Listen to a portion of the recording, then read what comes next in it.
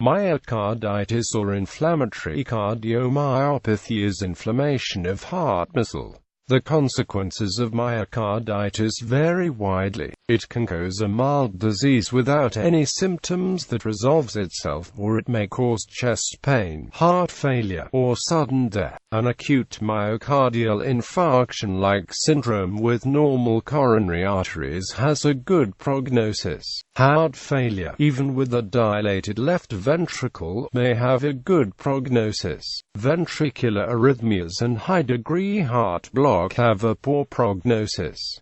Loss of right ventricular function is a strong predictor of death. Myocarditis is most often due to infection by common viruses, such as parvovirus B19, less commonly non-viral pathogens such as Borrelia burgdorferi or Trypanosoma cruzi, or as a hypersensitivity response to drugs. Myocarditis can sometimes be an autoimmune disease. Streptococcal M protein and Coxsackie virus B have regions that are similar to the myosin protein found in the heart muscle. During and after the infection, the immune system may attack cardiac myosin.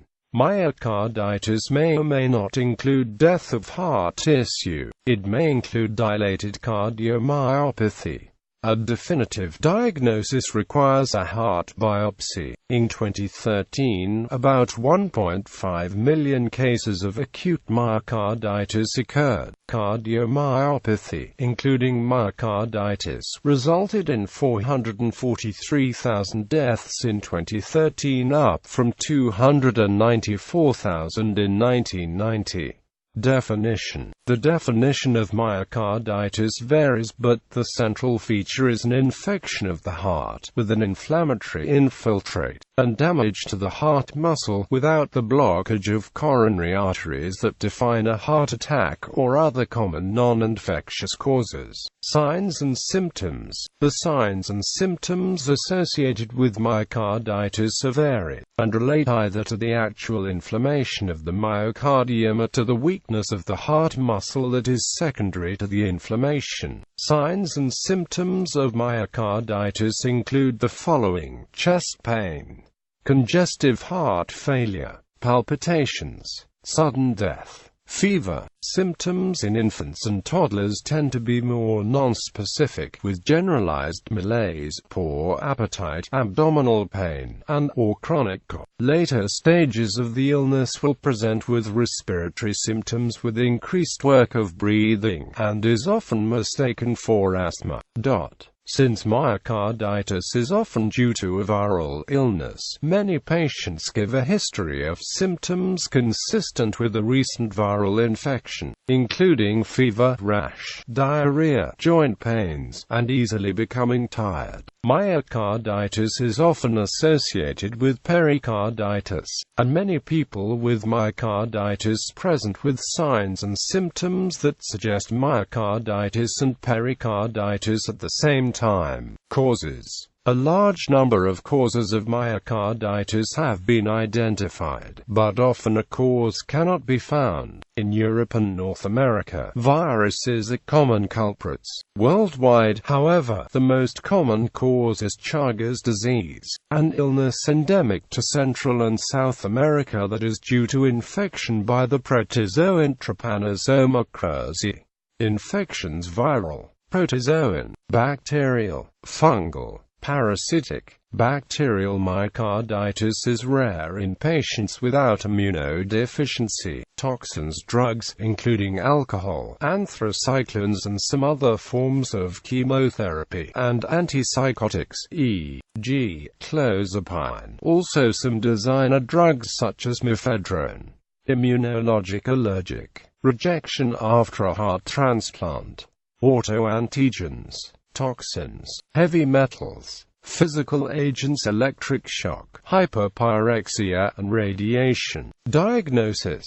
Myocarditis refers to an underlying process that causes inflammation and injury of the heart. It does not refer to inflammation of the heart as a consequence of some other insult. Many secondary causes, such as a heart attack, can lead to inflammation of the myocardium, and therefore the diagnosis of myocarditis cannot be made by evidence of inflammation of the myocardium alone. Myocardial inflammation can be suspected on the basis of electrocardiographic results, elevated C-reactive protein and/or erythrocyte sedimentation rate, and increased IgM against viruses known to affect the myocardium. Markers of myocardial damage are elevated. The ECG findings most commonly seen in myocarditis are diffuse T-wave inversions, saddle-shaped and segment elevations may be present. The gold standard is still biopsy of the myocardium, in general done in the setting of angiography. A small tissue sample of the endocardium and myocardium is taken, and investigated by a pathologist by light microscopy and, if necessary, immunochemistry and special staining methods. Histopathological features are myocardial interstitium with abundant edema and inflammatory infiltrate rich in lymphocytes and macrophages. Focal destruction of myocytes explains the myocardial pump failure. Cardiac magnetic resonance imaging has been shown to be very useful in diagnosing myocarditis by visualizing markers for inflammation of the myocardium. Recently, consensus criteria for the diagnosis of myocarditis by CMR have been published. Treatment. As with most viral infections, symptomatic treatment is the only form of therapy for most forms of myocarditis.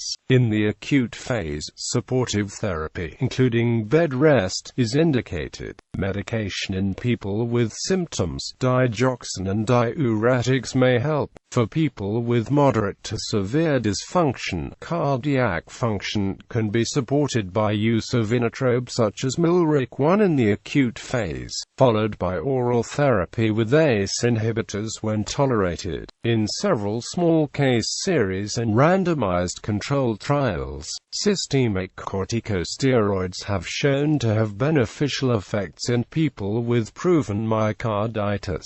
However, data on the usefulness of corticosteroids should be interpreted with caution, since 58% of adults recover spontaneously, while most studies on children lack control groups. A 2015 Cochrane review found no evidence of benefit of using intravenous immunoglobulin in adults and tentative benefit in certain children. It is not recommended routinely until there is better evidence. Surgery. People who do not respond to conventional therapy are candidates for bridge therapy with left ventricular assist devices. Heart transplantation is reserved for people who fail to improve with conventional therapy. Extracorporeal membrane oxygenation may be used in those who are about to go into cardiac arrest.